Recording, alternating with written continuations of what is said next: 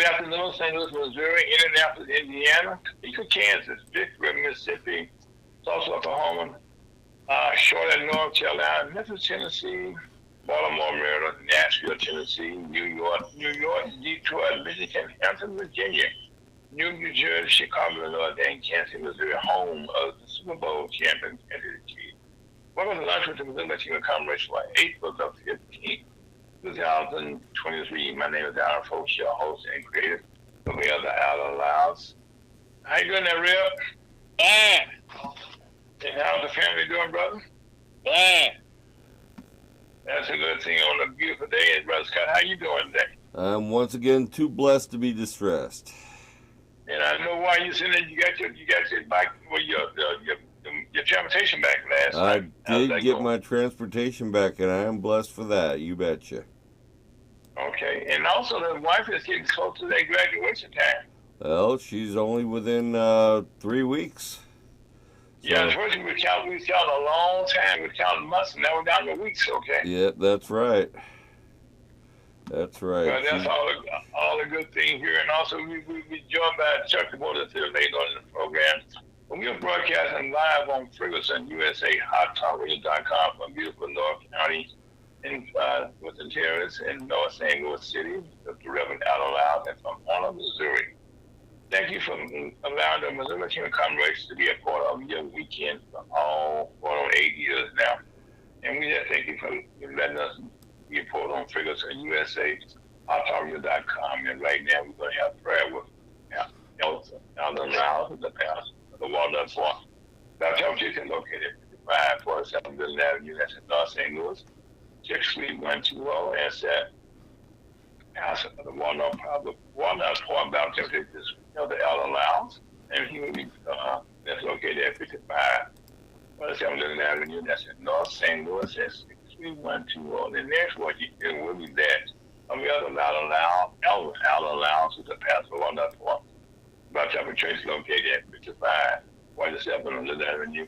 Real, how you doing today, sir? Fine. What you getting? Just down here. Yes, sir. Heavenly Father, continue to thank you for waking us up this morning. Thank you for a wonderful gospel, how that Christ died for our sin, was buried, and rose again. By continue believing to the saving of the soul, continue to make heaven your home before you sleep and after you sleep.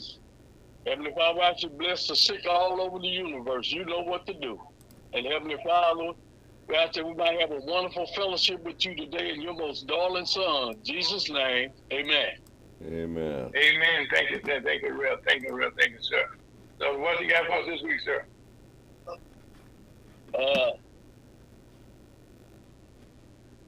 I'm just going to another lesson about faith. I'm going to talk on faith today. Okay, that's something we all need, faith. So I analyzed the word faith. I said the F means Father. Who is the Father of faith but Jesus Christ and God? Mm-hmm. The A, that he's able. The I for he's infinite. Mm-hmm. The T for trust. And the H for heavenly. Mm-hmm. And there you is. And that's what you got to keep in memory at all time is faith. Mm-hmm. And that's his death, burial, resurrection. Mm-hmm. Now the word faith is allegiance to duty or a person, a loyalty or fidelity to one's promises, sincerity of intentions, belief and trust in and loyal to God, belief in the traditional doctrine of a religion, firm belief in something that is believed with strong conviction, a system of religious beliefs, belief in faith without doubt or question, verily, in truth, and certainly true, confidentially. Let's look at John, the 6th chapter of John. Go to the 6th chapter of John. Mm-hmm.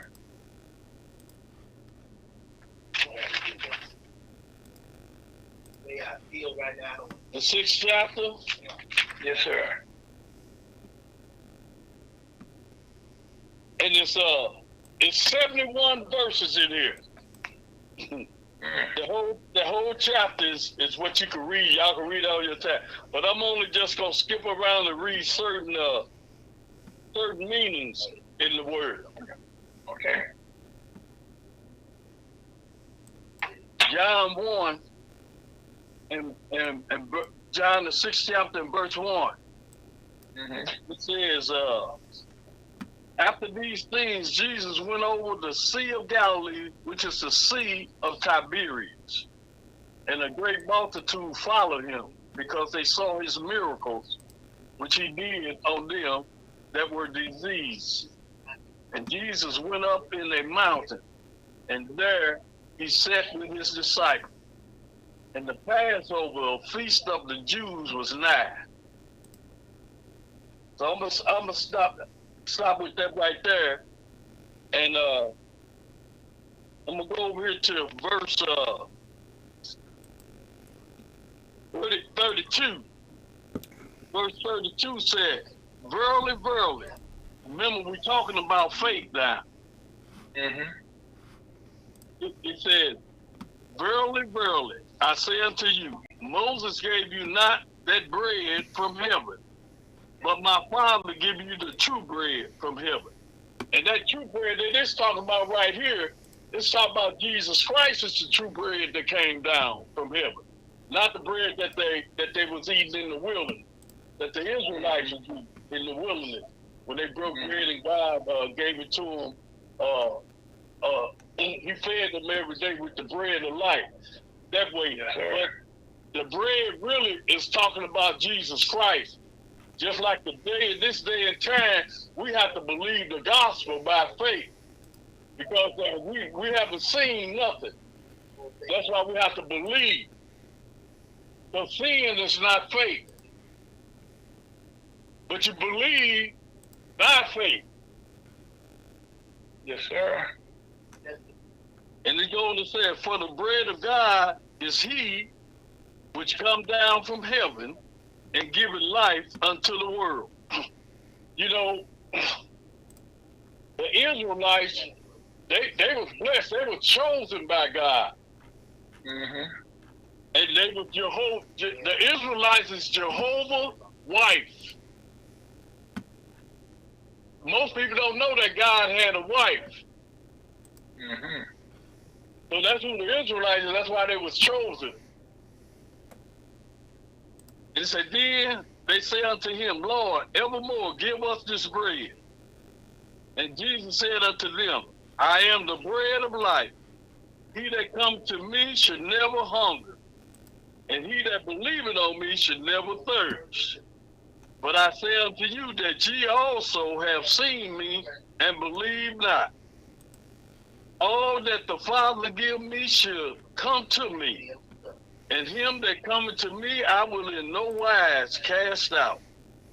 For I came down from heaven, and not to do my own will, but the will of him that sent me. And this is the will of which hath sent me, that all which he had given me I should lose nothing, but should raise it up again at the last day. And this is the will of him that sent me, that everyone which seeth the Son and believeth on him may have everlasting life, and will raise him up at the last days." See, it's all about faith. Is believing in Jesus Christ. If you don't have faith, you're dead. You can't do nothing if you don't have no kind of faith. You can't do nothing. But with faith in Christ Jesus, you can do all things in Christ who strengthens you. Okay, I'm gonna drop down here to 44.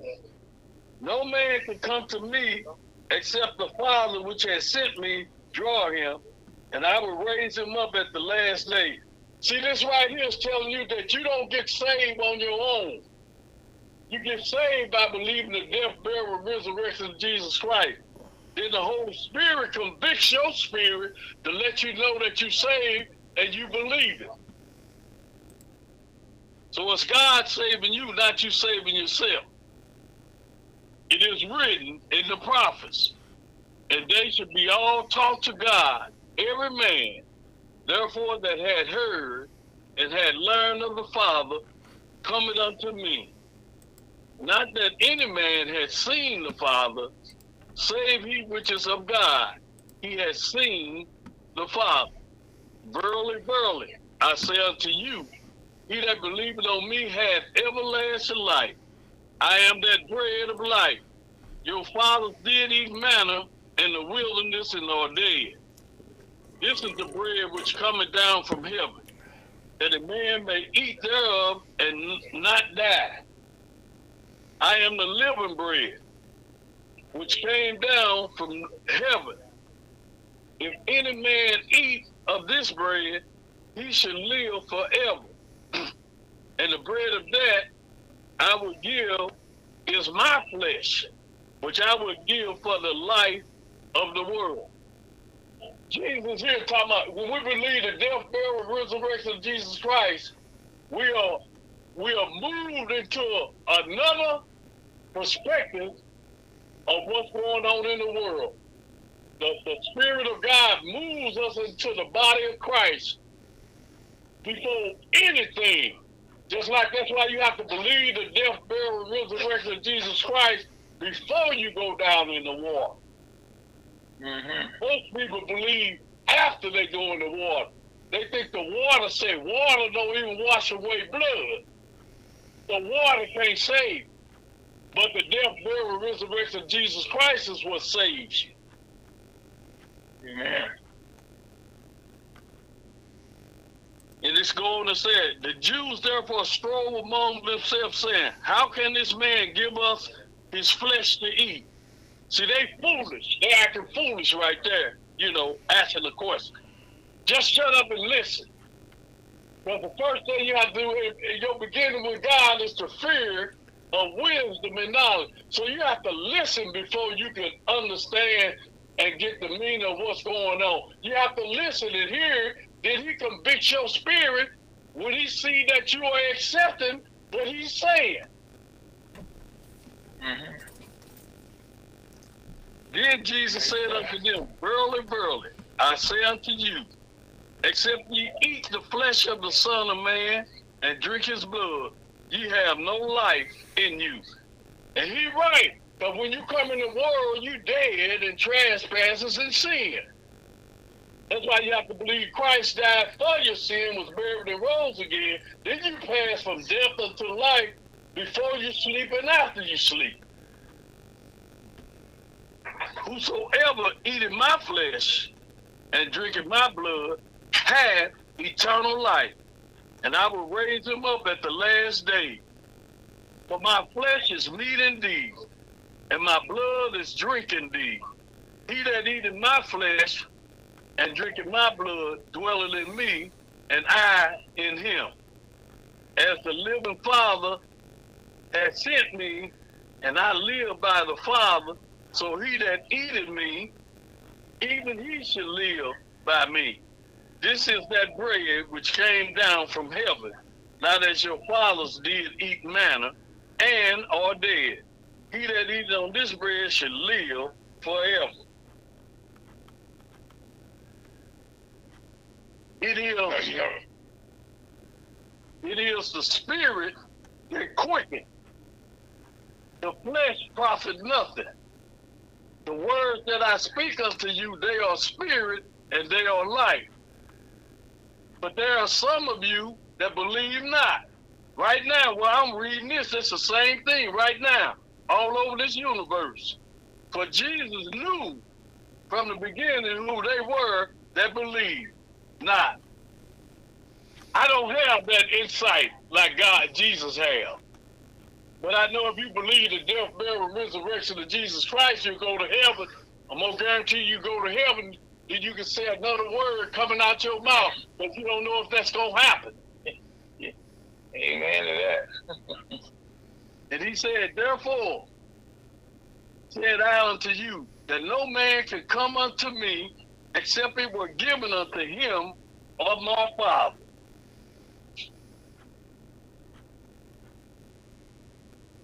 And I'm going to stop at this last verse, 70. Jesus answered them, have not I chosen you 12, and one of you is a devil? See, you know, one of them was a devil. There's always a devil around you people out here. The devil always around looking to start chaos to keep the things of God from going smooth.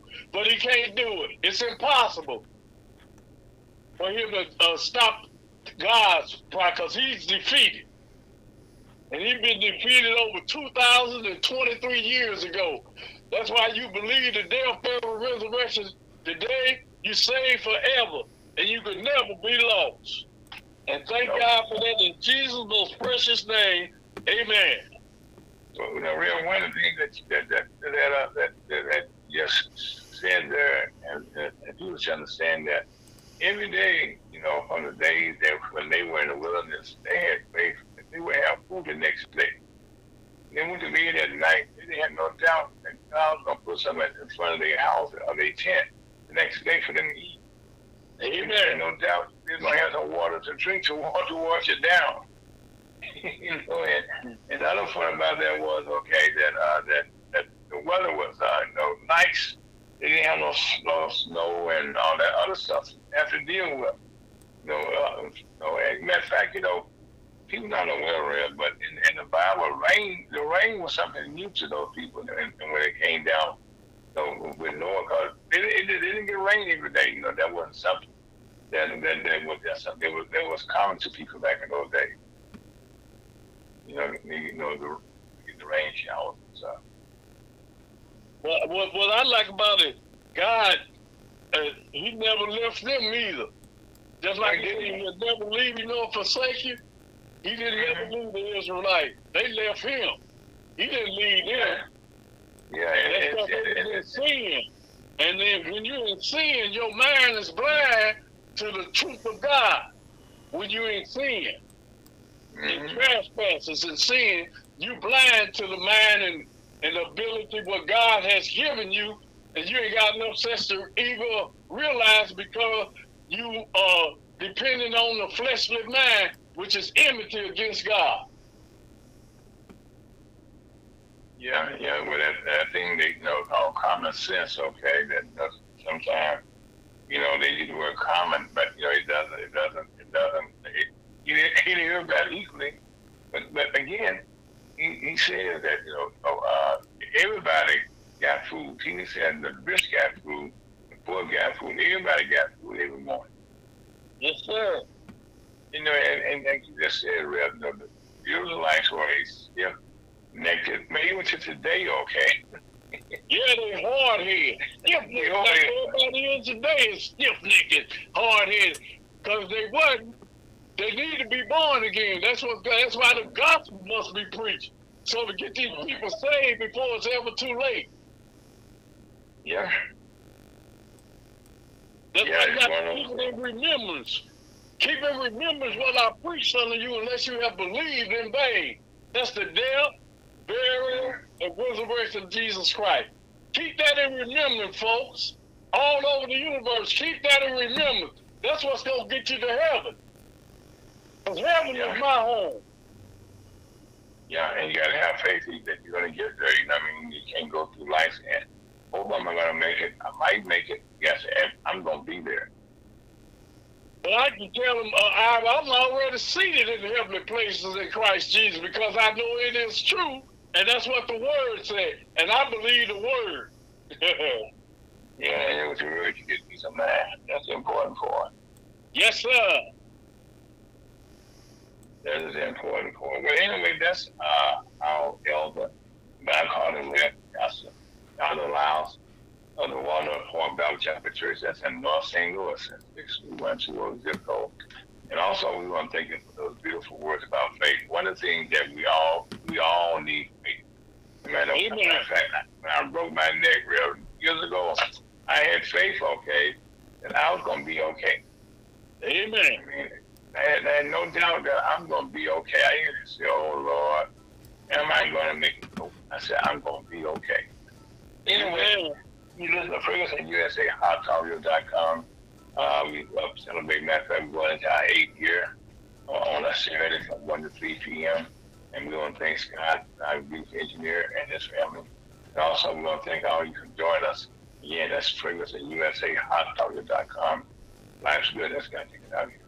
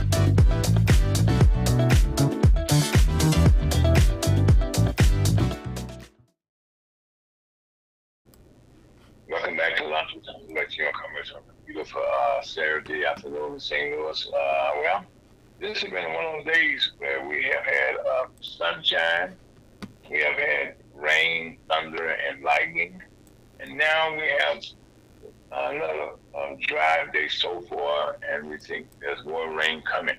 And let's say the difference here in St. Louis, we get all types of weather guaranteed to us, all the time. But anyway, one of the other things that's guaranteed every year on this day is called tax day. That's when the IRS and the state revenue okay, say that you got to send in your income tax, all your income tax. You got to file it one way or another. But right now, we're going to let all listeners around the world. Well, I'm not sure in some countries, how that may work out, but I know in our country, this is a day you can either get in trouble or get out of trouble. And one thing for sure, if you're in a place, they all watching you in some kind of way, all right, Red? Yeah. And also, this day, 75 years ago, baseball history was made when the late Jackie Robinson, who also died at an early age, had said that he was going to play in Major League Baseball. He was going to play baseball.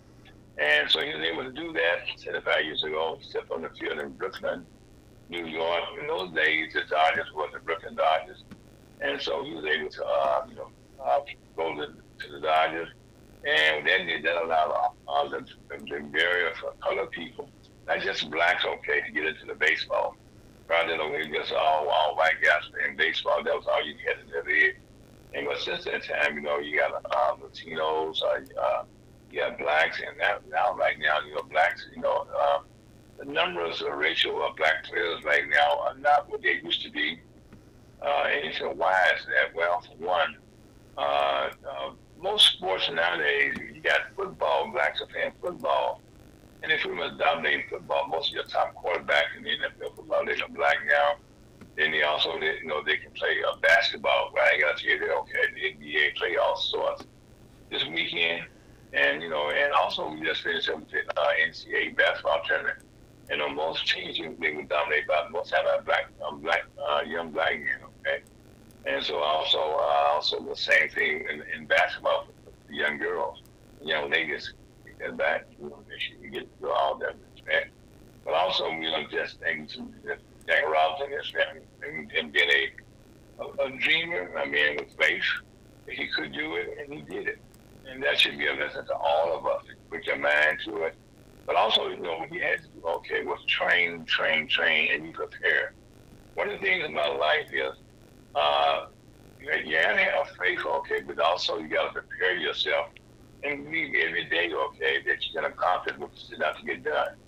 That's a very important thing about whatever you're gonna do. You gotta say, I can do it. And you gotta have faith in yourself. And God, he always said, if you take the first step, okay, like it was with Peter, when he walked on water, Peter was doing good, okay, so Peter lost track. He looked around, and guess what? He went down. But anyway, that's right now. Thank you everyone for something else for your weekend. And God, this has been a crazy, every week, when I do the show the night before, I think about this. It's been a crazy, this past week has been one of those weeks, okay? There's so much that's going on that is just unbelievable. It all took place in 1 week, and we look back on the week right now. In this past week, one of the hot spots in our country was in Nashville, Tennessee.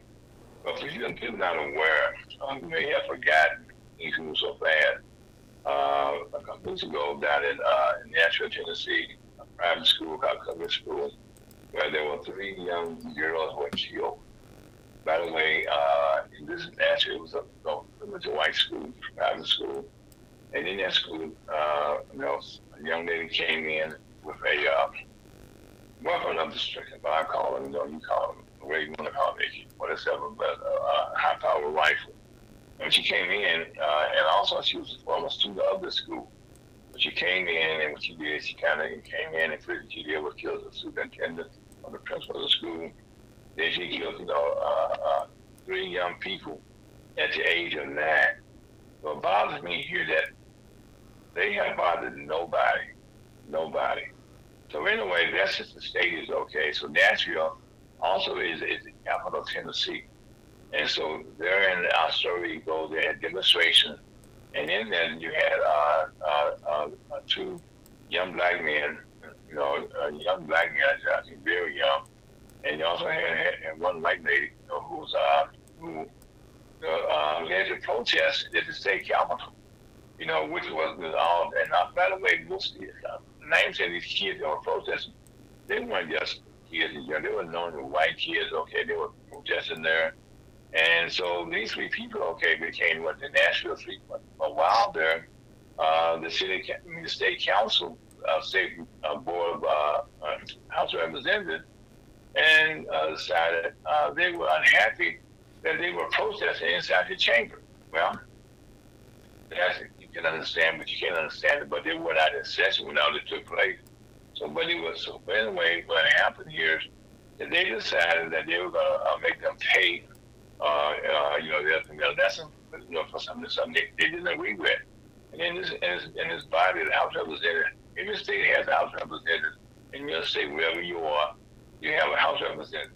And also you have a state bill also. But in this case, House of Representatives in Texas is Republican proof. Matter of fact, it's veto proof. They have a majority of all the seats in the chamber. And that means that they control whatever they want to do. That's what they do. And so in this case, the House of Representatives Speaker decided that he wanted to expel these 3 individuals.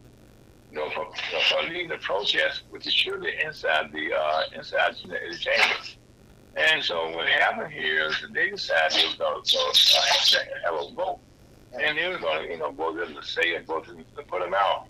But as life would have it, the first gentleman, Mr. Jones, from Nashville, he was expelled, banned, what you want to call it, or kicked out, what you want to call it, and then also. The next vote was for the gentleman. It was also from Memphis, Tennessee, which is another black, vast enough of black voters, the Democrats.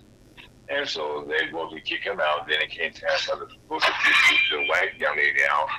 And they had, in the House of Representatives, they had 75 Democrats, Republicans, 75 Republicans. And you only had 24 blacks. So they had 99 seats in the whole body there. And so it turned out only 74 Republicans voted to have her expelled. And so one person didn't know who it was. He or she voted, okay, not to expel the white lady. And what happened here? That means you got 2 black young men, by the way, who had just been seated in the House of Representatives there. I mean, just got elected, I should say, to the body. They already been expelled. Well, unfortunately, this was all on national TV. I mean, it was all on national TV, so like, and so that this is on a Thursday. This all took place. Well, well, then it turned out that, and with the laws in the state of in Tennessee, that each city of wherever you come from, your district you are in, that then they have to vote on your replacement. Well, as life would have it, in both cases, the House of the City Council in Nashville decided to renominate Mr. Justin Jones. So on a unanimous vote, okay, he was voted back in. And I said, wow, okay. And that was like it was on a Monday. And then on that Wednesday, and matter of fact, also what happened there, that he did a march down to the state capitol, where he was sworn at the door there, give his lapel pin back and his desk, name on his desk. And but in doing this, okay, there was in the background you can hear some being this was a lighter man with shine. Okay, they go way back on the rear.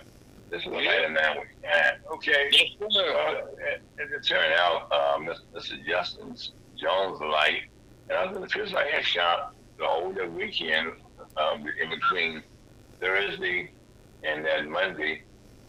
Those two young black men had been the face of almost every talk show, every talk show host at midnight, every newscast around the world. They became they became rock stars, they call it. They're known all around the world, all about them. Well, and that was on the weekend. It was on all the Sunday shows, So the House of Representatives down in Memphis, Tennessee, kind of shared their light, on what was going on there, and it didn't like what they saw. And just as like we have the whole body there, and so by the speaker, and he got to make a decision. But as life we have it right now, the speaker right now of the House of Representatives there may soon find himself in big trouble, because as people already know, you can't you can't throw stones at other people. Well, they did some investigating, and they found out that although he is a speaker, and that he lives, but he does not live in his district. He lives, 100 some miles away from Nashville. And so, but that's not nothing, to get your kicked out there. But what may get him in trouble is that on his mileage report, okay, and they get a balance for every month, so they turn in the mileage report, how much they travel back to their district. Well, he lied on his mileage report. So then that's falsifying the document. So we'll see how that turns out. Now, that's in Nashville. Now, that's what it was until that comes the next Wednesday, this past week. Well, in the case there, Mr. Justin Pearson, who was also expelled, well, in Memphis, Tennessee, that's where he lives at. Guess what? Under unanimous vote. And he was right back, in the House of Representatives there. And this all took place, in less than a week, But we say again, injustice, is not something that's going to go away. But what has happened here, this is sort of a movement, for lack of a better description, against firearms. This is what this is all about mass shootings taking place. Well, that wasn't the week before, okay? Well, this past this week, okay? This past Monday also, we had another shooting, this time in Nashville, in Louisville, Kentucky. Now, this was the 15th mass killing. 15, and this is only April 15th. And that we have a mass killing. This case took place, at a bank in downtown Nashville. I don't know if it's Nashville, Louisville, Kentucky. And in this case, 5 people were killed. And that's kind of a bad thing for this.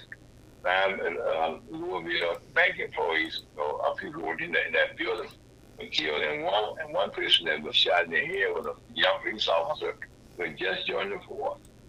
And he ran to what was going on there, along with him and his trainer, and they took down the killer.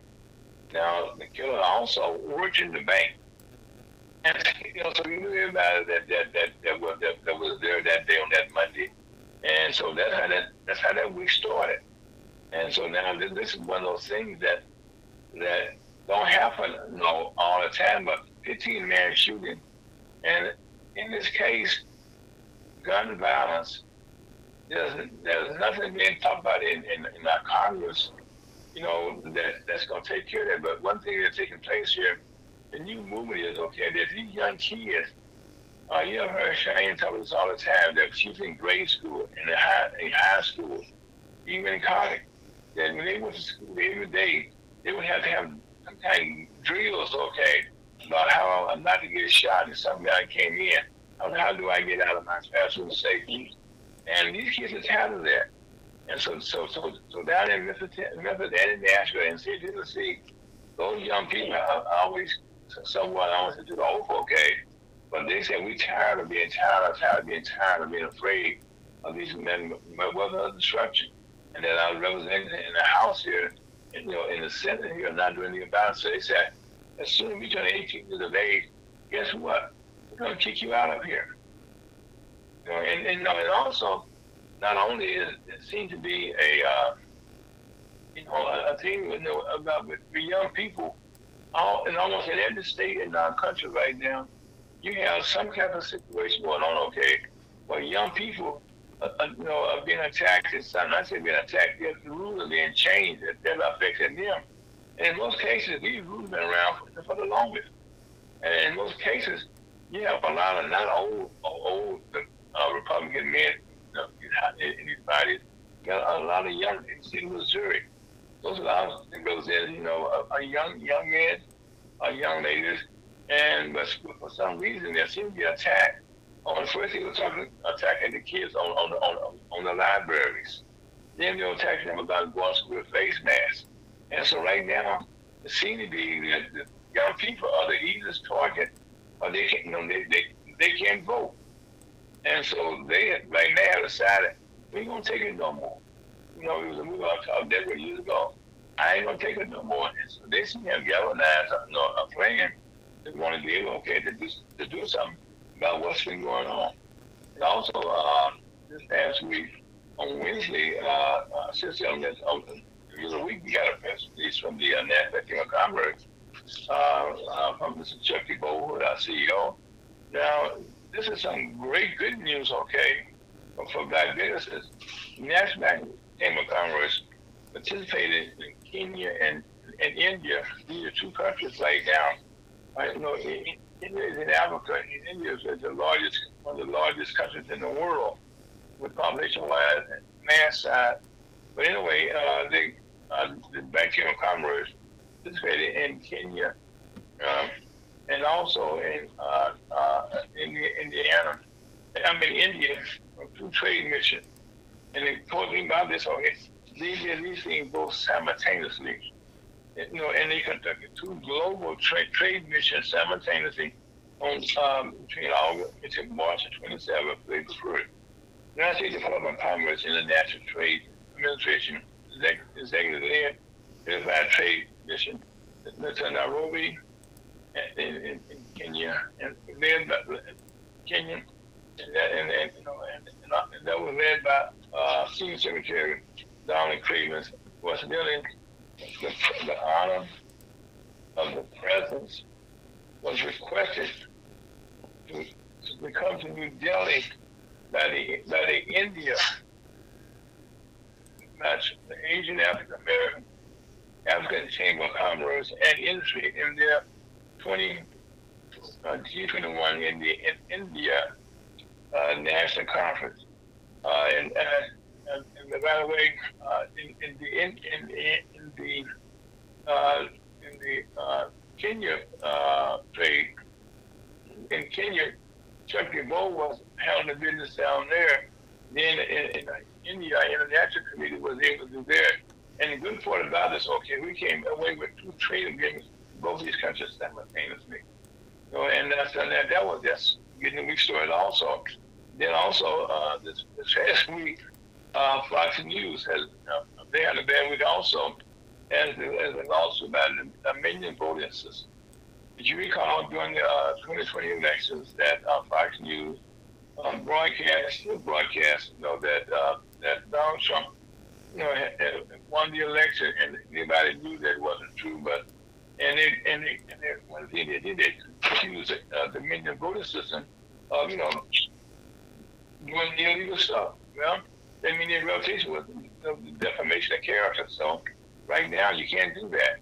So now there's a $1.6 million lawsuit being filed against them, and they have filed all types of suits to try to stop this from taking place. But starting next Monday in Delaware, this case goes to court. And I said they had a bad week this past week, okay?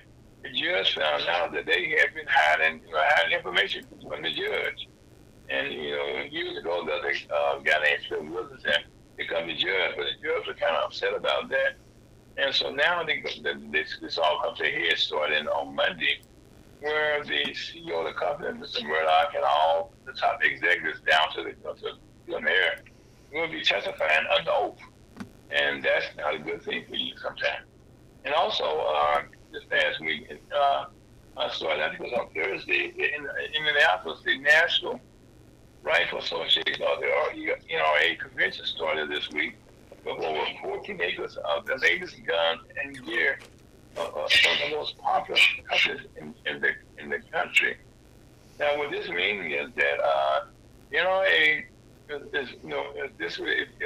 if you over to Congress, if you want to get a signal anywhere that politics at, well, and you're gonna make your way to Indianapolis, you want to go before them and ask them for some money.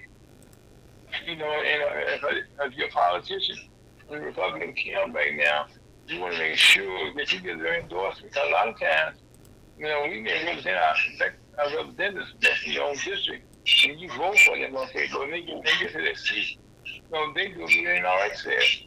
Matter of fact, you have policy or this past week already. They just got started President Trump and Vice President Biden, Vice President Pence. They both already spoke. They both spoke yesterday. So this is going to be a very, very interesting situation there. And also, we can look at the kind of people to the next week a little bit here. This was for the weeks down here. It's not over yet. A Massachusetts National Guard member was arrested Thursday in connection with the disclosure of highly classified military documents about the Ukraine war and other top national secrets information. Now, you're not aware, this stuff was put out on the internet, and it's been out there for a little while. And what people don't understand, if you go on the internet, they're going to find you. So you're going to leave, they call it digital footprint. And that's when you're log on, that's when you're in your office, from your home, or your computer. They're going to find you. And so they trace this young man in Massachusetts, and here's a 21-year-old man, 21 years old, that had access to top secrets. Now, what this does, it puts the United States in a very bad light. It kind of shows America's inability, I should say, they got this most sensitive information document in the war ready in Ukraine. And that's not a good thing. And you come to week may be over, okay, but United States Supreme Court Justice Clarence Thomas, okay,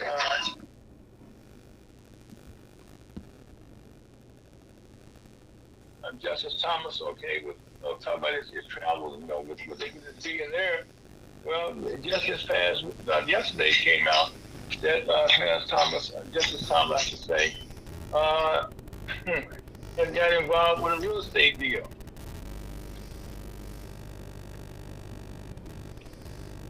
And that's over $140,000.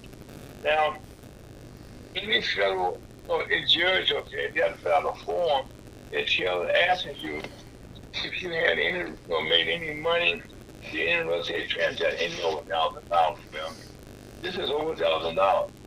And so far, the Supreme Court has been under fire time and time and time and time and time again. And as I was saying earlier, in Missouri, we not we're at ourselves, in our fair state. This past week, in the election session, the House and the Senate here. This is something that's been a very big thing around, but also transgender care for kids. Again, kids have been picked on again because they can't vote their thing.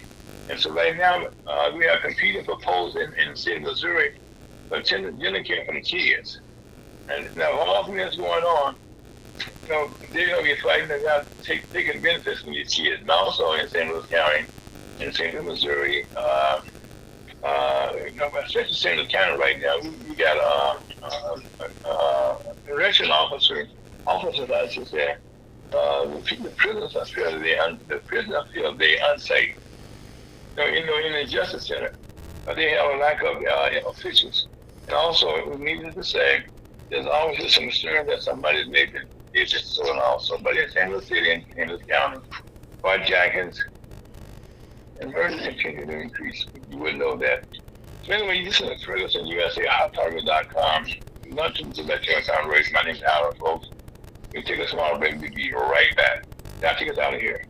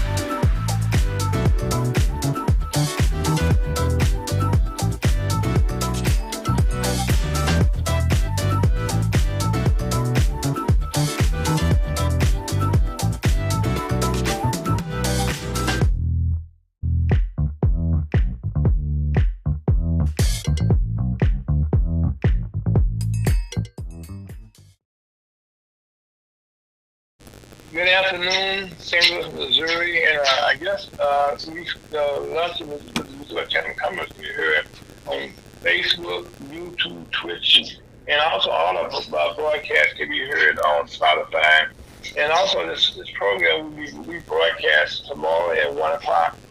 It's entirely also on Wednesday, so we want to thank you for listening to us. And we can be found again on Facebook, YouTube, and Twitch. They put in lunch with the Missouri Kevin Cummers. Well, one of my favorite times of the month is when we come down to the third Saturday of the month. That's when we have Miss Diane Hubbard, our Zoomer. Diane, how are you doing? I'm doing fine. How are you? I am blessed. Life is good. As Scott would say, I'm blessed. I'm blessed. How you say it, Scott? Too blessed to be distressed. To be distressed, okay? Okay. Well, we gotta miss you, okay? And but China is back since she had some tonsil problems. She had some issues, okay? And also she been traveling with the family. But right now, tell us what's going on in the Zoomer world. I mean, what's going on is there's so much going on in our country. As a young person, you really can't ignore what's going on. One of the things that has been a really hot topic is the conversation of banning TikTok.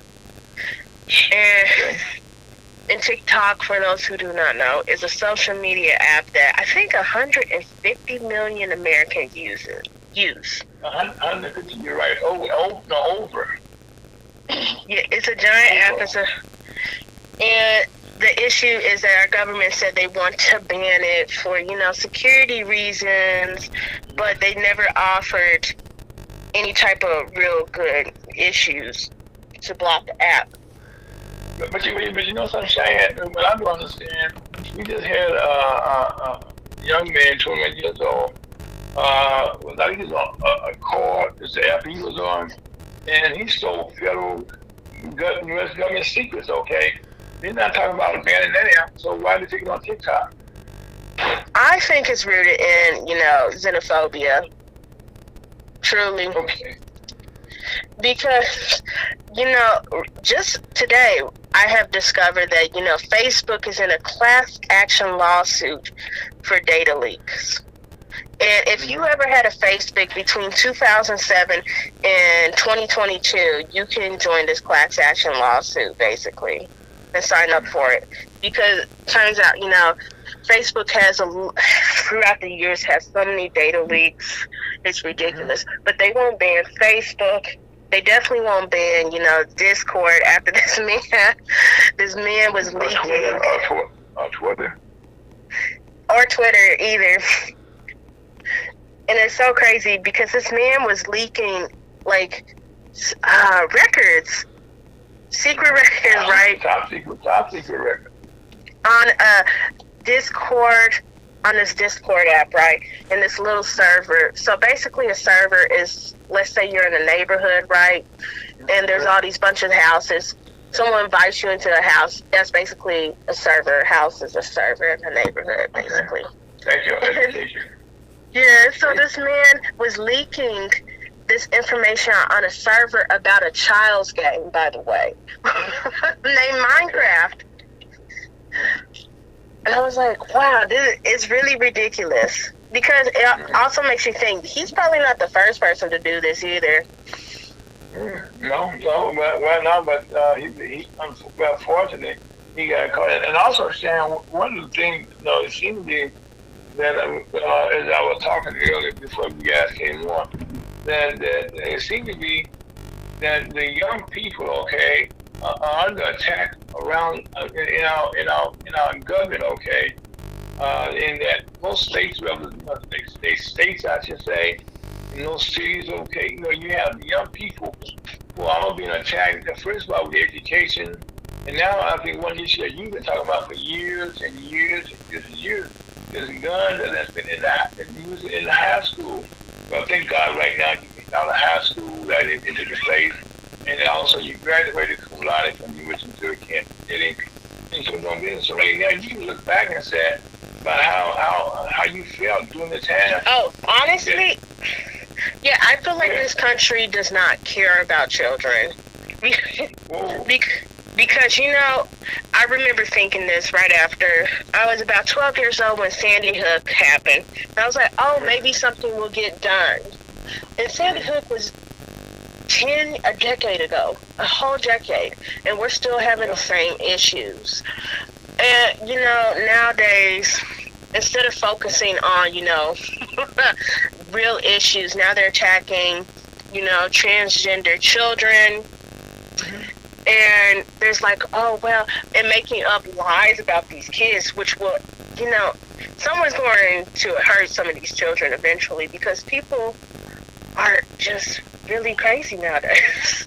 Well, no, he was very, the legislature, okay, is taking away the benefits, the benefits, okay, for these young kids. Yeah, healthcare, which is really ridiculous. That is so ridiculous to me, and it's just a shame how they're doing these people. Because another thing they really don't care about is education. Because at least where I live, right, they defunded schools so badly.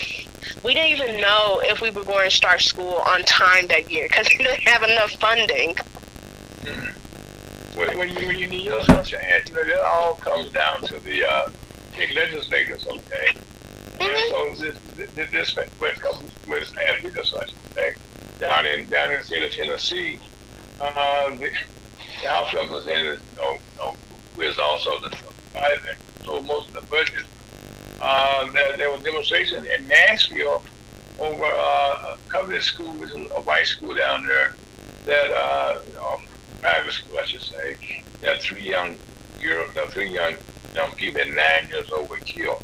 And there was demonstration led by a white young lady, and two blacks who had to be represented. It was just their jobs to protest. This is the kids, okay? What they trying to say? And so they found somebody, okay, they'll listen to them. They'll listen to them. It could make a difference.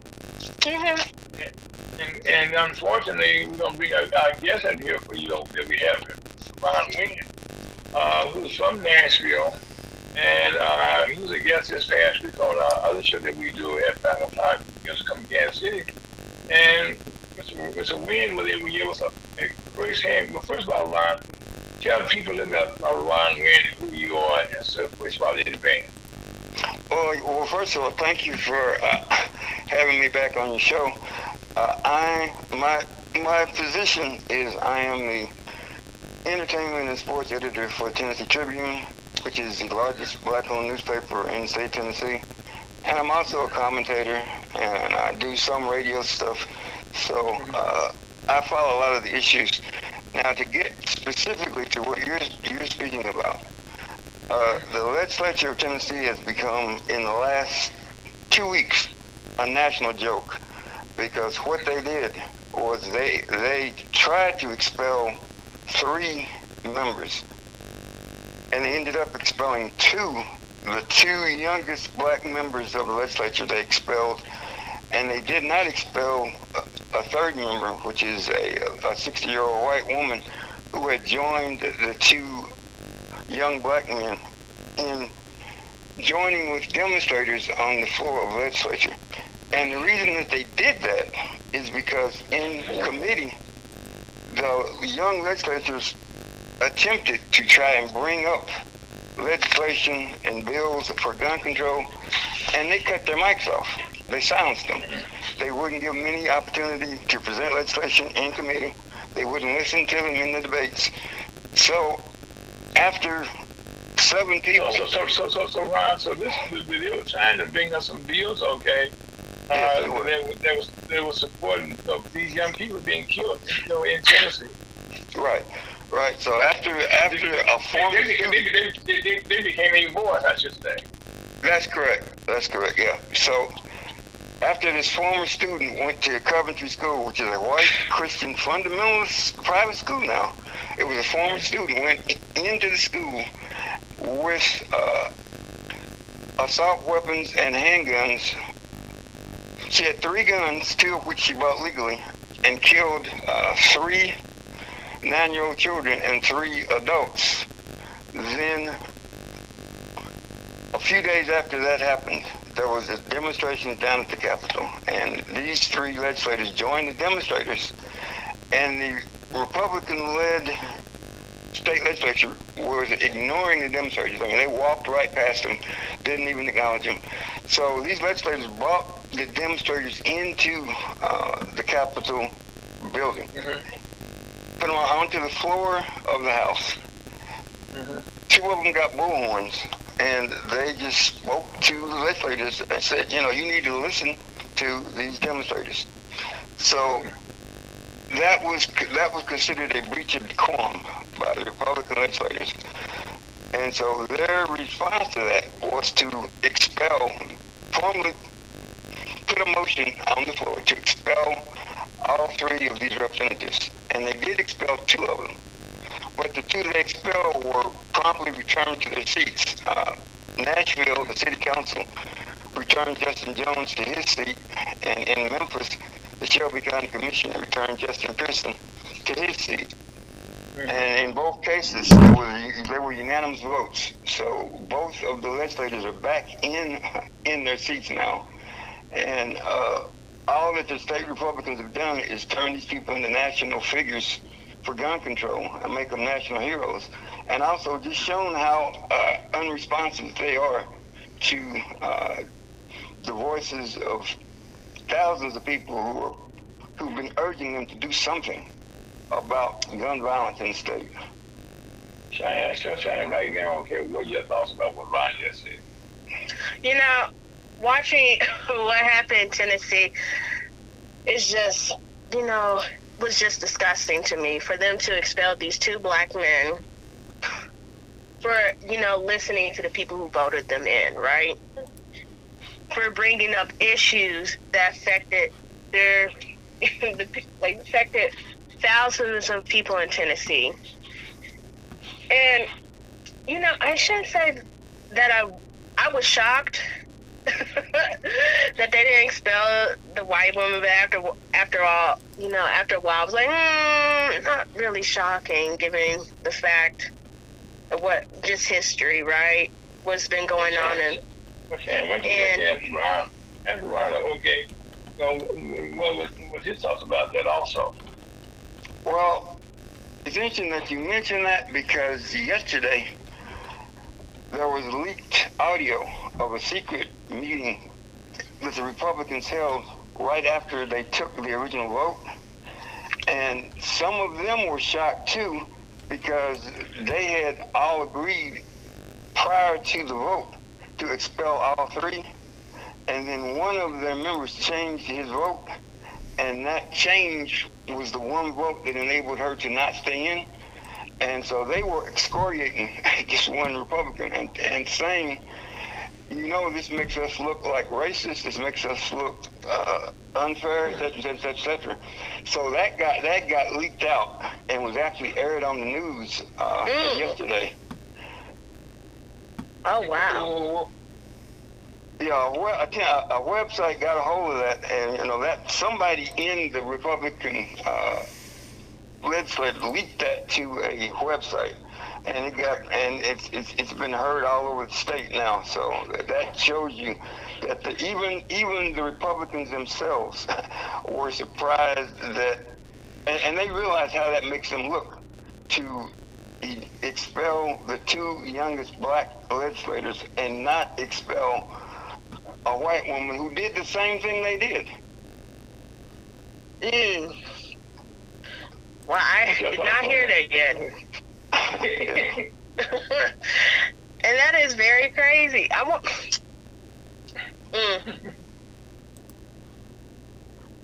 Shannon, let me ask you a question. As a young person, okay, how does that make you feel, okay, that senior being a backroom meeting plan, okay, just to kind of silence the young people, and that's at the end of the day, that's what it's all about. I think what's happening is that let me ask one question. Does the Republicans in Tennessee have like a supermajority already? Yes. Okay. Yes. In both houses, yes. In both houses, okay. So them basically expelling these people, right? To me, it seems as an unnecessary thing, right? It just seems like a power control trip happening. And, I think the people with the supermajority are a little scared of the younger generation. What's going to happen in the future. Because these people in the younger generation are not going to take up and go along with what's been happening for decades now. Well, yeah, well, when you look at who's in the Republican super majority in Tennessee, it's all old white men. Okay. Yeah. That's who it is.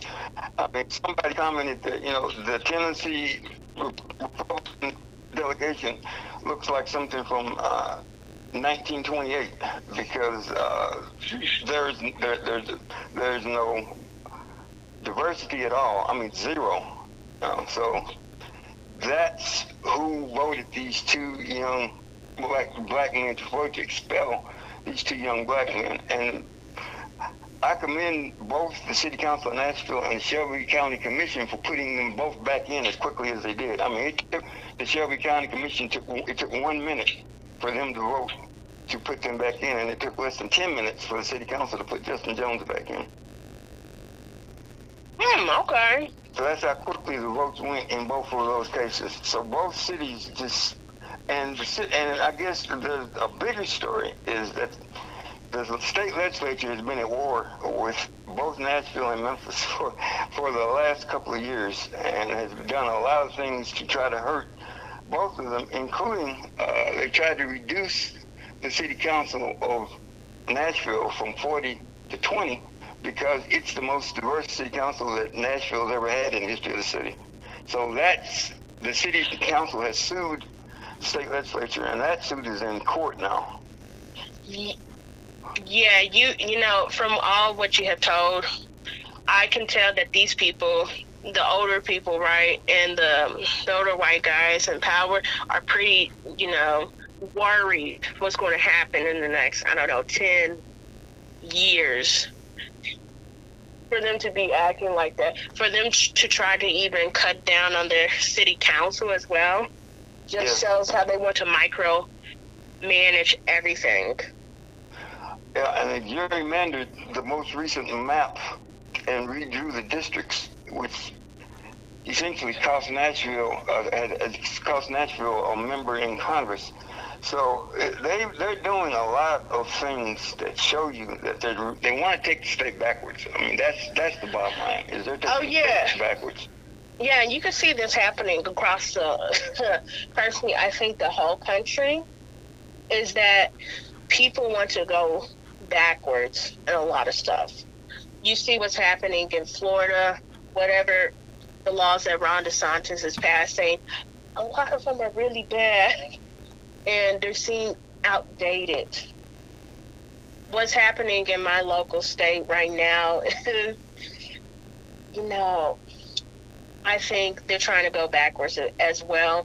And just from what I can see from watching the news, like these laws that are getting passed is kind of crazy. Them attacking, you know, like abortion laws and them trying to pass like a 6-week abortion ban when most people don't even know at all. At 6 weeks, it's just it's a little scary, I say. Shannon, let me ask you a question, okay? And also, Ron, and I give you your opinions, okay? So you always by writing down. I know in the you mentioned the Sandy Hook situation down in Florida. And this past election last year for the general election, the Florida elected, a Zoomer, okay, for lack of better description, the House of Representatives, and he also was a young man, okay, that came out of Florida that was affected by the gun, the mass shooting that took place down there. So my question is, okay, the last election, we also saw that the abortion issue was a very hot issue that changed the whole face, okay, of the electorate that voted for the Democratic against Republicans. And it seems like now the two issues, okay, that Republicans have made a main issue right now. The NRA has this convention right now in Indianapolis, and that will it be true to say that gun control, gun rights will be a hot issue this time around, along with abortion? Chad, you go first. Oh, 100%. Because I can't tell you how many people that have been affected by it, like just the gun issue. Just, you know, from what I can see growing up, we had to go do them school shooting drills like clockwise. Like every couple of months there'd be a school shooting drill. And so after a while, I can distinctly remember thinking about every time I went to school to have an exit, no matter what happens. In any type of classroom I sit down, I think of an exit just in case someone just wants to shoot up the place. And so, yeah, across the country, they're doing these school shooting drills. And I know I'm not alone about thinking about these little exits, okay? And also the abortion issue is going to be a really, really hot topic in the next election, because in my state of Kansas, we voted to keep it in our, to keep abortion access as a law, which shocked a lot of people across the country. Like, wow. And it passed like 60% of the people in Kansas wanted to keep it, which is a huge amount of people. It's won by a landslide. Okay, Ron, what are your thoughts?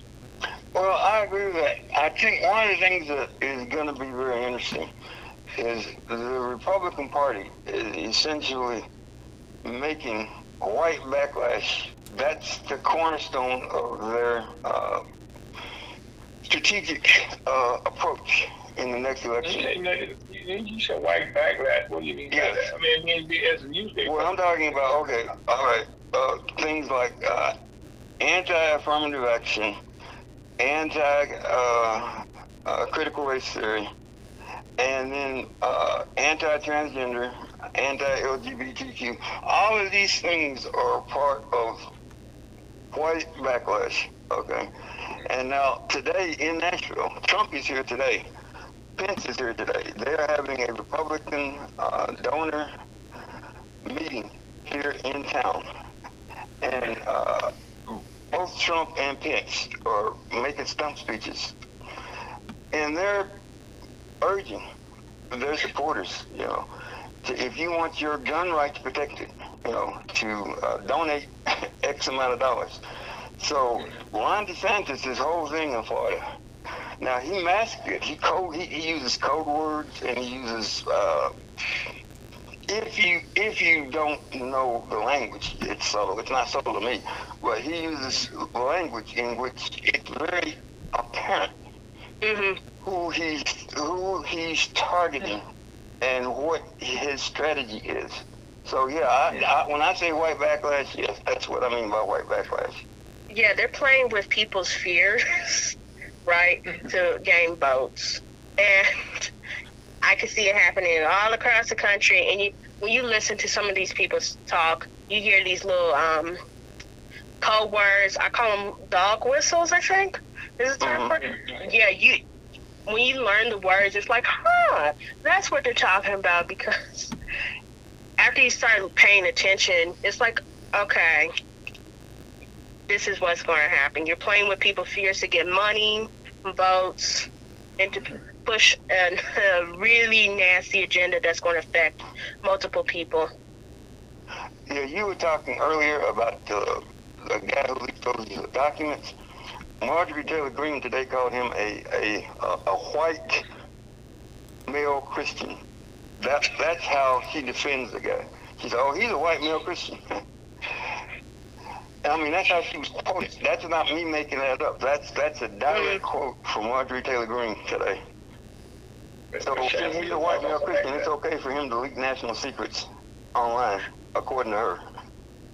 Yeah, and you see, whenever they have like any type of like, I can remember when they have like the mass shootings happening, and how they describe certain people, and it's like, oh, he was he struggled with mental illness. He's a good Christian white boy. I was like, but he shot up like bunches of people, and you can see this through the news cycle like clockwork all the time, unless it's someone who doesn't like, let's say for example, it's someone else who wasn't a white male who shot up something, right? They would use their mug shots, they would call them all types of words, thugs, degenerates, all this type of words, right? Hey, I noticed this, just watching the news, and also I have a journalist degree. Yeah. And you can see it when it happens, and it's a shame. Well, I guess one of the things, okay, that some years ago, I think maybe the last 5 years ago, the census tracts and the enrollments in our country, kindergarten and first grade, not a poll, but the counts show that the whites, okay, in general, will be in a minority. So is this, you think, a fight for power, okay, with the whites? Because when you think about this, in a couple of years, they're going to be in a minority their own selves. And so you would think they will have a better attitude. Oh no, that's a big part of it. If you listen to or read any of the speeches that Trump has made in the last few weeks, he's continually going back to this thing of demographics. Okay, they ultimately go back to demographics, and they're pushing this thing. That's part of the whole anti-immigrant strategy. I've never heard anybody say, well, we're letting too many Polish immigrants in, we're letting too many Irish immigrants in, we're letting too many Italian immigrants in. I've never seen that or heard that anywhere. But yeah, we're letting too many Mexicans in. We make it harder for Haitians to get in than we do for any other immigrant groups. So these are the things that you see and you hear that's part of that whole thing of trying to stem the demographic tide. Yeah, and if you ever go on just social media, right, they always talk about how they're scared to get replaced. And it's a big...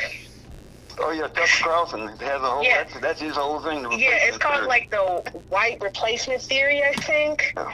And it's rooted in white supremacy. It's really... And it's crazy to see this just on, like, TV, of them just talking about this so blatantly. Well, let me ask you a question, okay? And this is for both of you guys, especially for you, Shane. In the last 3 years, I would say, okay, most of your newscasters, in the last 10 years, I would say, were all white males. When they did your news, on the cable networks, in your local, on the NBC, CBS, ABC, news out there. And now you went to all those stations, either they are female, like in case CBS News, they have a white lady doing that. And on NBC, okay, you have that's who's a black man, who's the person doing that at 5 o'clock, 5:30, what you want to call it. And likewise on all the cable stations now, you see women of color and also young females, okay, being dominant, okay, the face you see on TV now. What do you talk about that? Is that maybe something added to that? As every addiction, female, okay, they'll see a white face again? Oh, me? I think it's, with all, there's more diversity, showing up on TV across, everywhere, because there's more diverse people in our country nowadays. Right. And they want to be represented one way or another. And you can see some people saying this is all forced, this is unnecessary, because it's like, back in my day, we didn't have all this stuff. And I definitely think politicians play on this fear by saying, look at what they're doing and forcing you to see. Well, I'm sorry, you also, what's your thought? Well, I say that diversity is tied in, as far as diversity in media.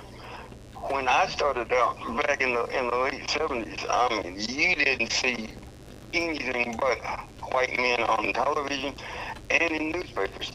But I think a lot of it is tied into money. Okay. Okay. The demographics of the country keep changing, and there are more markets out there. And these corporations that own the media, they want to make money. Okay. It's not that they're all that interested in social justice, but they can count. Okay, and they see that increasingly that there's more people of color and there's more young people, and those are markets that historically they've not tapped out yet. I mean, to be just blunt, the white male market's been pretty tapped out as far as advertising goes, but there's still lots of money to be made in black communities and Latino communities and Asian communities. There's lots more money to be made among women. So that to me is probably the reason that you're seeing that much more so than anything else.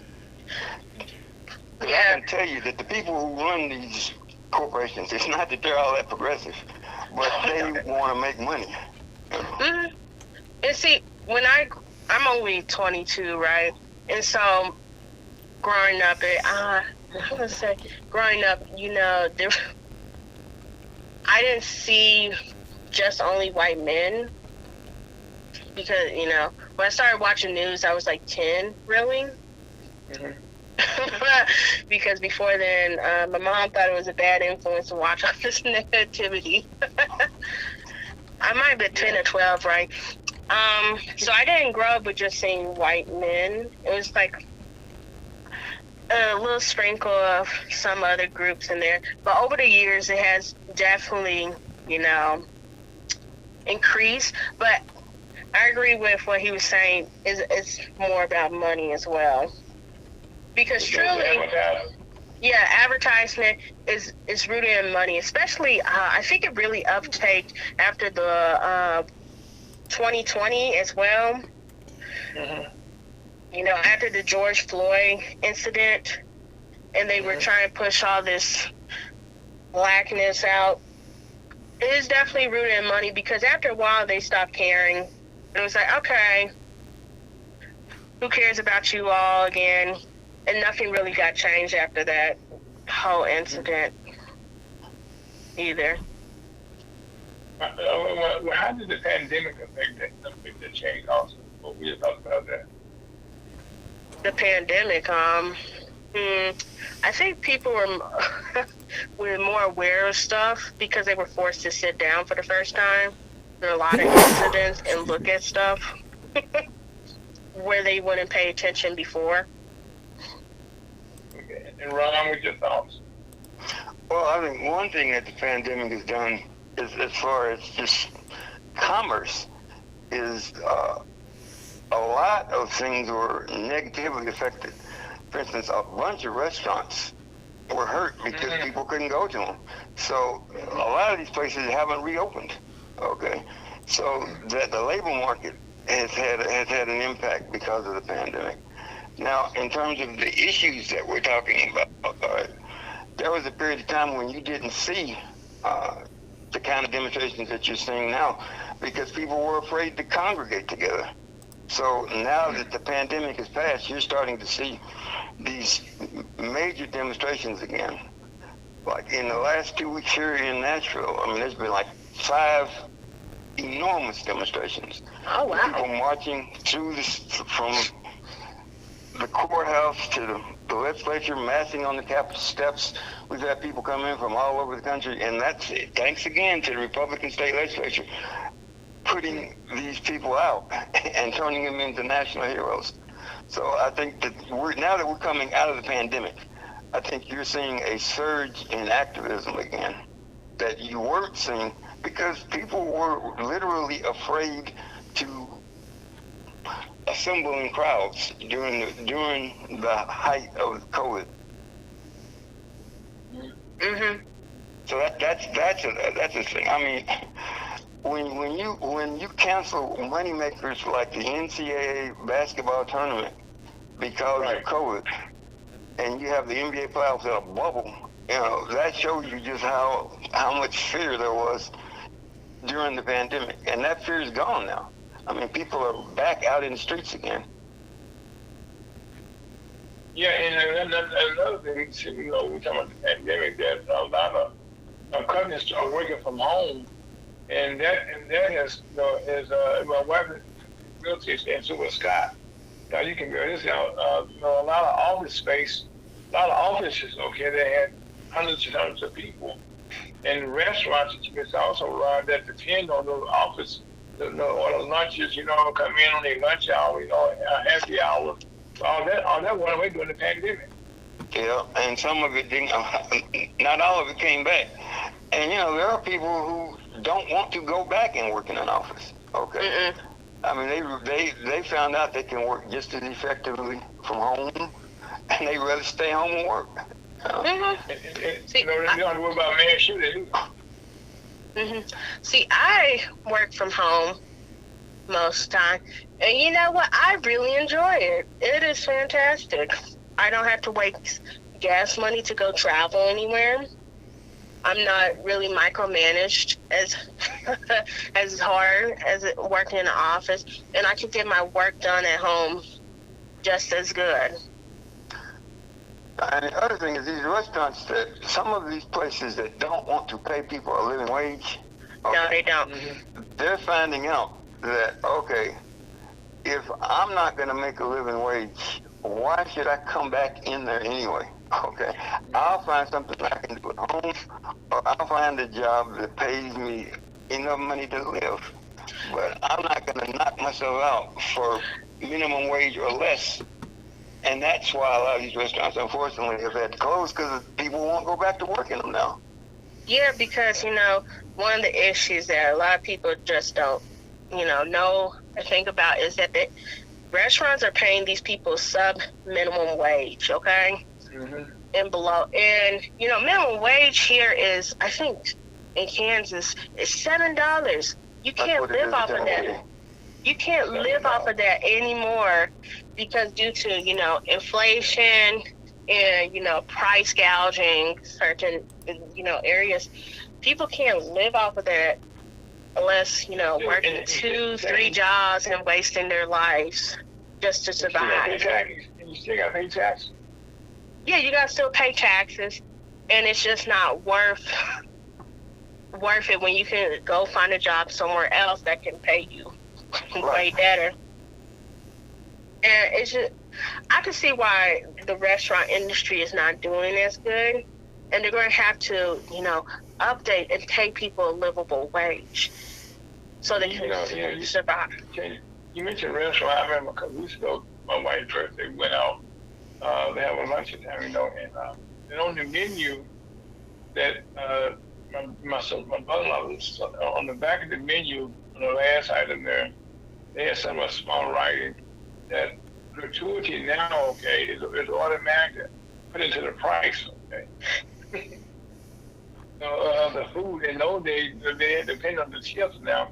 So now, the tips are already included in the price. Okay.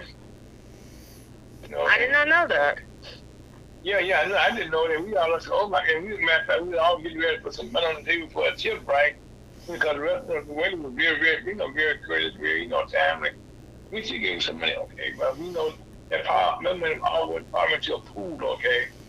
And that probably got did it up amongst all the employees. That probably wasn't fair. And see, another thing that I've been seeing happening, just across the country, is that people are starting to form unions again. Yes. Which to me, I'm a union man. which is a great thing to me, because I think I started noticing they formed a union at the local Starbucks I was working at. Not working at, I visited at it. And I was like, oh, good for them, because these corporations are taking advantage of people way too much. People are tired. You're seeing how much the CEOs are making unbelievable money, and the corporations are making unbelievable profits, and the workers, okay, in the warehouse doing the work, okay, the janitors doing the work and stuff. They're not getting any of the money. No. I'm an organizer. I've been organized, a couple times in my life. I'm a man. I nutrition, ABW, and and one of the things, okay, I tell people, that you need to have somebody to speak up for you. We all say one thing in common here: the young kids have nobody speak up for them. It's just right now.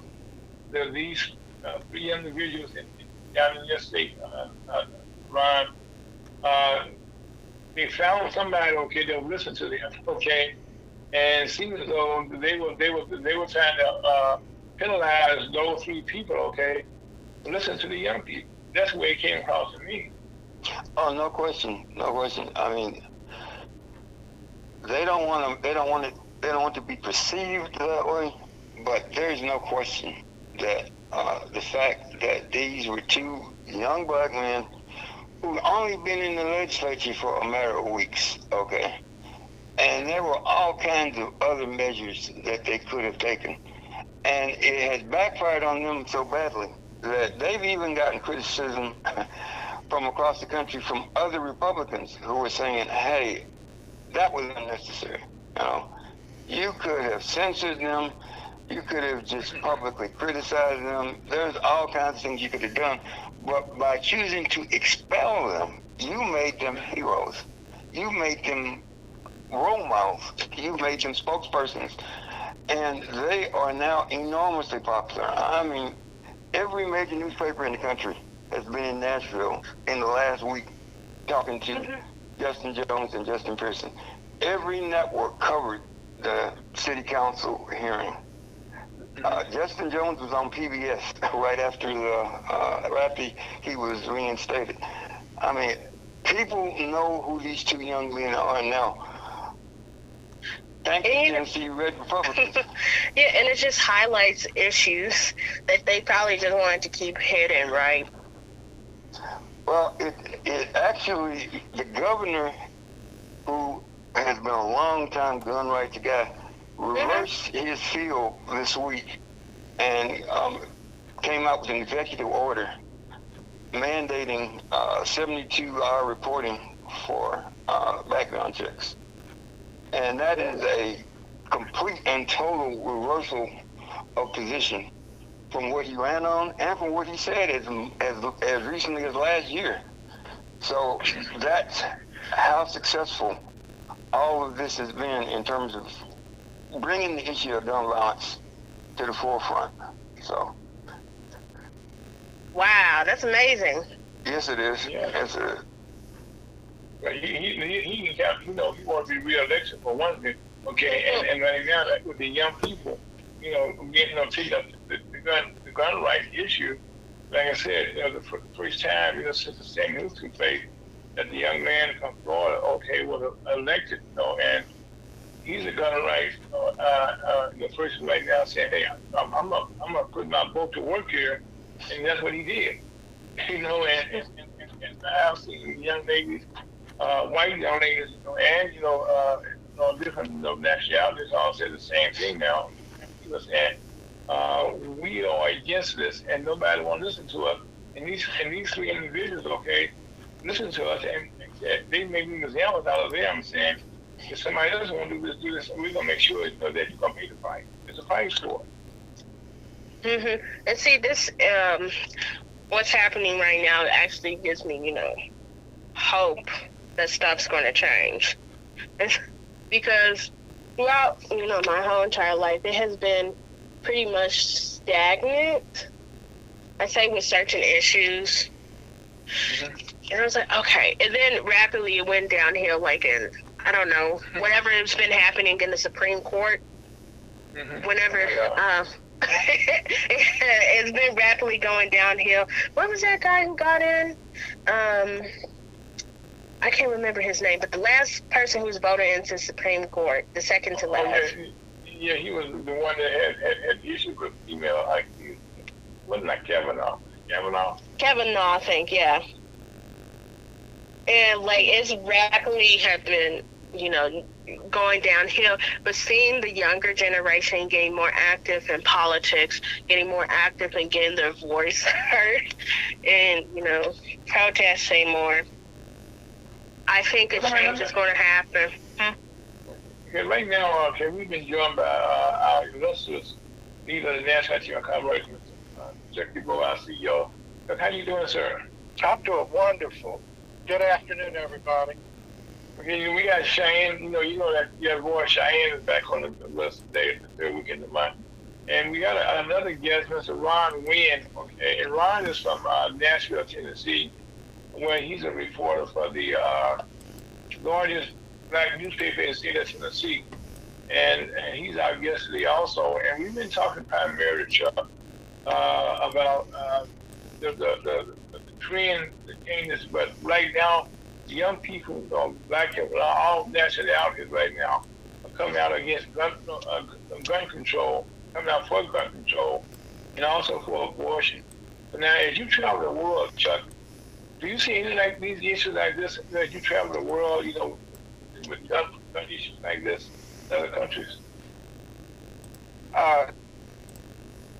I have to stop and think a minute and just to say that, before I say I haven't seen it anywhere, I want to stop, give it a thought, and make sure. But and you can kind of pick up on it because I saw a clip where Kamala Harris was in Ghana, and she started talking about gay rights or something like that, or human rights, and somehow referencing gay rights, and they cut her off and said, "No, we don't have any problem here. We're working on some legislation, but it's nothing. It's nothing to be talked about." And I haven't heard the abortion thing coming anywhere, but if you really want to get to it, in terms of, we all have, as a people, as a country, and people of that country, and we'll just say Americans, and that means everybody and anybody, and this, that, and the other. Everybody got an opinion, but when you really get into it, it's like, how much of it is like real opinion, and how much of it is political driven?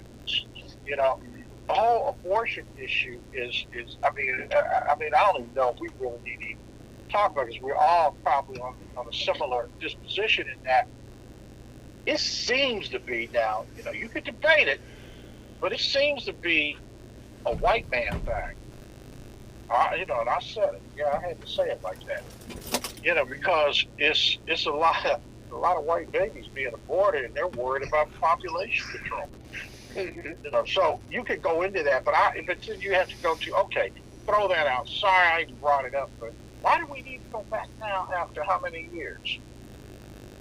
That we've been living with it a certain way, and it really wasn't on our radar. No, I think one of the things that's happening is that they want some form of issue to pick on, right? Because, like, what other issues is sort of, popular to anyone below 40, right?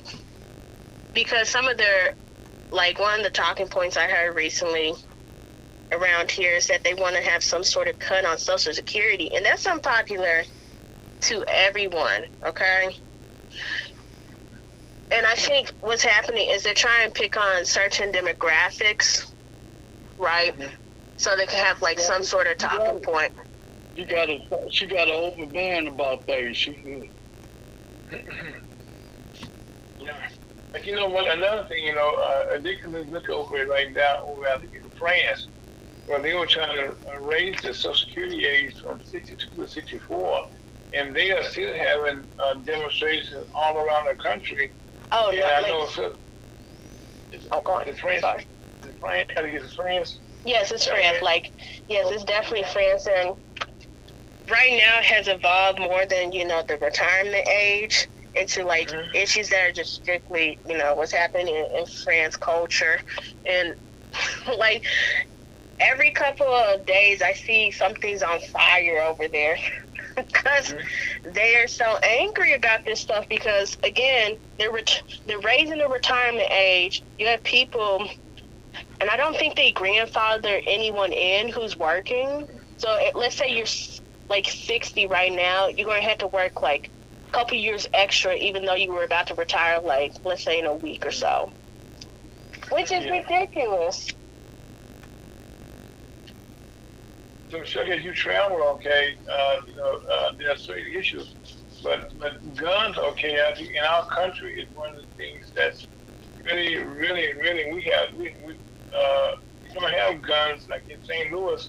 You need a permit to get your shotgun, AK-47, walk down the street, okay, in broad daylight downtown, and you can. There's no rules, so you can't do that. If you're 18 older, you can get it. Is that in other countries, Chuck? I can't see it anywhere because they don't play that. I mean, let's go to the places we think are wild, crazy. You definitely can't do it in China. You definitely can't do it in North or South Korea. You can't do it in Russia. Japan, guns are illegal. You can't own a gun. And after World War II, I think we have ruled them right to the point, the veterans, you couldn't even have a military. Right. So this whole thing, here's where I say political, because it's really from the center of the NRA. I mean, it's almost like, come on now. It's silly. I don't know if it's silly or stupid or a joke or whatever you want to call it, but it's gotten to the point where, how many, the only way to really stop or figure this thing out is essentially we got too many guns. It's just too many guns out here. Everybody got them, and now even if you stopped it, put a moratorium on gun manufacturing, gun sales, you could put businesses out, but they're making them with these 3D printers. So it's a real issue, and I mean, here this week, was it this week? I mean, how many different types of shootings did we have this week? There was one in Louisville, Kentucky, I think. Yeah, the bank shooting. The bank. I think there were 7 this past week. Oh, wow. And see, that's crazy. And I think would contribute to this issue like a while back is, a lot of the politicians were getting donations from the NRA really heavily as well. Well, to give you an illustration of just how widespread the problem is, when Governor Lee issued his executive order for the 72 hours to report the background checks, here in Nashville, the leader of one of the gun rights organizations gave a press conference in which he defended the rights of people with mental problems to get guns, and how he felt that was an unfair part of the background checks, because part of the new background check stipulation is that anyone who's got any previous report of any kind of mental illness or problem, domestic violence, anything like that, that has to be reported by the people who sell the guns. And gun rights organizations are opposed to that. So what they're basically saying is that we don't want anyone's right to buy a gun or anybody's access to a gun limited. Even if they're mentally ill, we don't want their rights to buy a gun limited. So that just shows you the degree to which guns are, in some people's minds, guns in America are, they consider that not just a constitutional right, they consider that a birthright. To be able to go get a gun. But I'm asking all of us this question, okay? Do we know any black gun dealers? Have you ever came across one? I haven't. Well, not legal. Only the unlegal way, Aaron. That's the only way you're going to find blacks in it, is unlegal. I've seen some unlegal ones, but not legal. No. Right. Okay. It's unlegal. The white man rules that. He the one who brought out all these guns and stuff. He the one that came out with guns from the beginning. Okay, Chuck, you travel more than most of us do. Have you come across any gun control? No, any dealers, black gun dealers? No, I haven't. But I'm not looking for them. But I don't even know how you get a gun in another country. When I was in Kenya, it was like serious when you saw the security at the hotels in the downtown area. They carrying AK-47s. It's like no joke, but they've had issues in the past with the terrorist groups and all that, and so around the hotels, especially where Americans or Westerners are staying, they got heavy security. But the people, in general, they're still kind of like a argument kind of level. I mean, you could have a big thing there is a verbal disagreement. You don't have people fighting each other or knifing each other. It's certainly not shooting each other. I mean, we could go right now and look at gun violence around the world and study that. It's stark. It's stark. We are it. We're the kings. And over the Middle East and places that really have no rule. I tell you what we're gonna do today, Chuck, and for the guests today. We're gonna right now, Chuck, the early part of the show, okay? I gave a little explanation about the press conference about what I thought was an unbelievable accomplishment by the NASDAQ, your Congress and your leadership, where you create, where you, I think you created, okay, but had two trade delegations going on in two different countries simultaneously. And I never heard that before. Can you talk about that, Chuck? Yeah, and it isn't something. No, put it like this. Nobody in their right mind would ever have a reason to do something like that. Because you want to put your best resources behind, whatever you're going to do. But in this case, I was asked or invited to accompany the Undersecretary for the MBDA on a trade mission to Kenya. And, that's who we are, what we represent in terms of, for 30 years, National Black Chamber has been the only black business association that's really consistently out here trying to break through this ceiling to where we get garner any kind of support for African American businesses to do business with African businesses. And, historically it's always been way at the top. And so while we were doing that, this thing came up, and to be honest with you, I wasn't going to go. They hadn't convinced me that it was worth my time, because I've been to Kenya almost 10 times. And and I was really, I'm kind of upset that we handed out billion-dollar checks to, I think it's either 44 or 54 countries this past December. But we gave them no criteria, no guideline.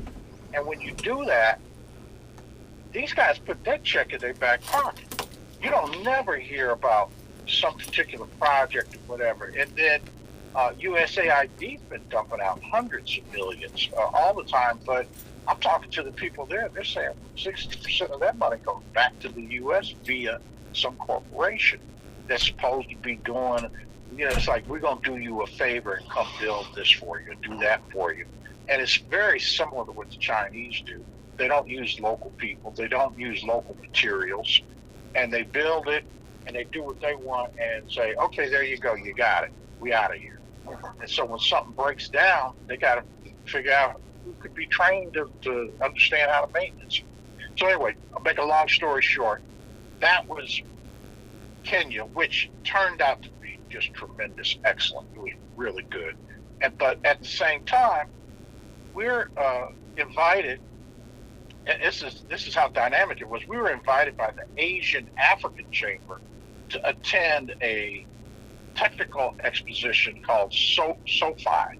It's India's SOFI, and it's a technical, like CES kind of thing, Consumer Electronics Show, something like that. But they wanted us to go, and they were working on what I call the triangle offense, where it'd be India, Africa, and United States, with us representing the United States.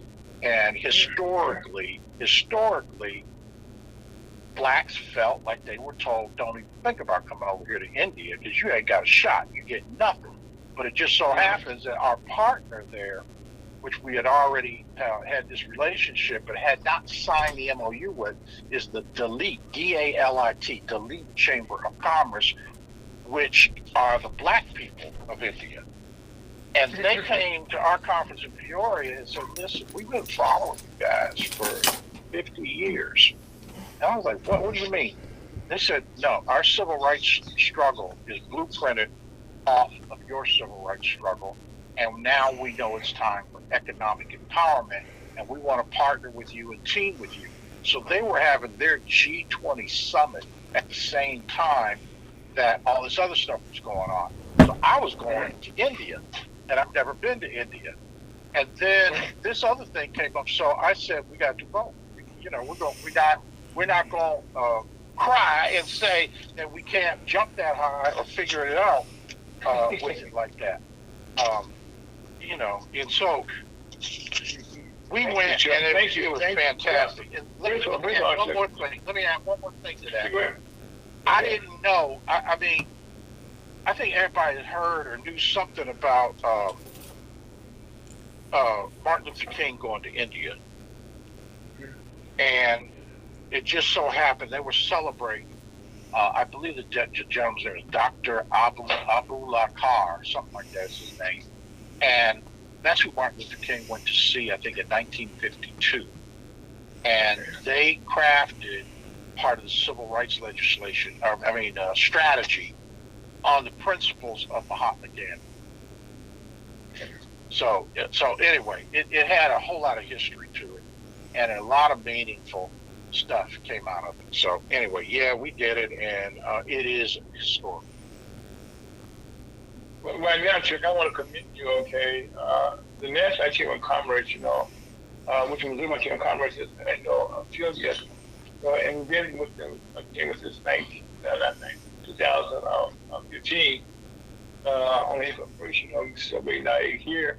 And Chuck, I would say in those years, I very much honored, our leaders, okay, that passed away, but you was calling it the point two, I think he was calling it. Well, we have gone to rocket speed, okay, so we can let people know that. And one of the things that you did last year, we had a relationship with the international business. They tell us about that, how it came about. Say that again, tell you about the relationship with which one? The International Business League. Oh, the National Business League. The National Business League is the oldest black business association. It's older than the U.S. Chamber, and it's 123 years old. It was founded by Booker T. Washington himself, and they had kind of gone dormant for a while, and then they came back about 12 years ago, and we're sitting on a coalition to support black business. And I'm hearing the stuff going on, and there's about 4 black business organizations on it. And the gentleman that runs the National Business League, his name is Dr. Ken Harris. And he and I were saying, we think kind of similar. We got the same thing. I said, yeah. And the National Black Chamber of Commerce was founded upon the principles that Booker T. Washington teached and espoused. Booker T. is the founder. He created Tuskegee Institute. He created the theory and the philosophies on what makes a strong community in particular.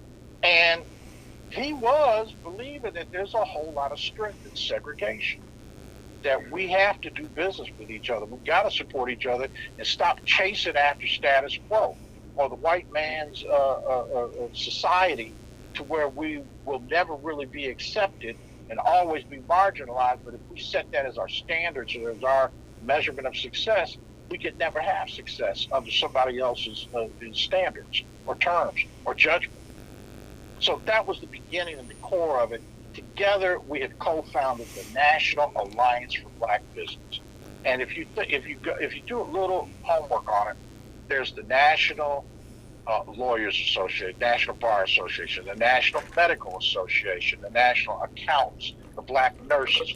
All these entities were started by Booker T. Washington. And so we're bringing everybody back together, going back to core roots of our principles and mission. Going back to school. Yeah, we're going back to basics. We're not, all this rhetoric and like what we're talking about, gun control and abortion and all these other issues and things going on. We're going back to how are things at your house? Gentlemen, it's about that time. Okay, we have 5 minutes to go. Yeah, okay, yes, go ahead, Chuck. Yeah, so there's a lot coming. We're having our first annual conference. Oh, and so I don't know, the third convener of the National Alliance for Black Business is the World Conference of Mayors, which is based in Tuskegee. And it's the black mayors globally. And so we had a conference with them in January down in Orlando, Florida. And lo and behold, they had all kind of people from Africa and South America, all around the world, that are black mayors. And so we're getting our show together, our program. We're coming out with just new resources. We're not really trying to tell people what to do, but we are in fact saying, in particular the National Black Chamber of Commerce, we encourage exporting, importing, and everything around it. So we want to help you find market for your business it's just like going online on the internet. We don't know any fence posts. You know, it's like whatever you get on the other end of your connection on the internet, wherever they are. So I'm gonna leave it right there for now with that. Okay, well, Chuck. My brother in Christ. Amen. Yes. Well, really, Chuck, I just want to know. I just want to tell you on the air, you know, because I tell you all the time, you know, that you've been doing a must be a hell of a job, like that. Just to put it okay, of bringing the black organizations together, you know, and not fighting against each other. There's nothing, we can't fight. We're nothing to fight about. Okay, there's nothing out there. Okay, we all in the same boat when you think about it. You know what I'm saying? Yep. So first of all, okay, now we got a couple minutes to go here. So right now, first of all, let me tell you, I want to thank all of our guests today. We have on the phone. This is Cheyenne. It was the 7th of the month. We have our Zoomers come on in Cheyenne. So today, your show has been one of the best we've had in a long time. That we got the young people talking about what was going on. We have Mr. Ron Wynn, who's the oldest black baby in Tennessee, who's a little older than you. And Ron, we want to thank you also for joining the family. And just tell us what's going on, okay, that we're not aware of. You know, and especially, okay, what's the effect of these two black leaders that came out, Cheyenne, with Zoomers, for lack of a better description, when you said so. Cheyenne, you call it these two Zoomers that new leaders that said it's can't come out in black people. Cheyenne, you still there? Or you get me on mute? Oh, can you hear me now? Yeah, I said, what are your thoughts on we being this two young black men out, okay, what leaders for the young generation now in the generation to come? Well, I have hope for, I think they're millennials, I guess, but I have hope for these generations. Okay, and Ron, we just want to thank you for joining us also. Ron, you haven't told us your age, okay, but you kind of a little older than Chad. How old are you? Well, if I make it to April 26th, Scott, I'll be 71. So, okay. Congratulations. Happy early birthday. Thank you. I'm one of those old folk who's still working. I'm still on the beat. So, you know. Okay. Well, we desperately need you. And matter of fact, Scott, Yes, sir. You one of the young people in the crowd. How old are you, Scott? Oh, I'm only 60. I'm still a pup. Let me check. How old are you, Chuck? 67. Okay. Well, the real house. And let me tell you, I there was a time when I thought that was going to really be old, but now I get it, and I feel like, man, there's still so much to be done. Mm-hmm. Yeah, we are. But anyway, you listen to Lunch with the Missouri Sheriff Conference on a beautiful Saturday afternoon. We've been fortunate to have our international president of the National Chamber of Commerce, DeBow. Mr. Ron Wynn from Nashville, one of the oldest black people in Tennessee, black people in Tennessee, and also Ms. Cheyenne Hubbard, our Zoomer from Kansas City, Kansas, and also from Rip and for Scott. And I want to thank you for being a part of our team. We're here show again tomorrow from 1 to 3 live on Facebook and YouTube, and also again on Wednesday. So again, I want to thank you. My name is Our Host, the host of Cricket, along with the team here, and we thank you for making us a success. Thank you, last week, and have a beautiful weekend. Talk again next week. Y'all still be safe, life good, and love everybody. Thank you. Amen.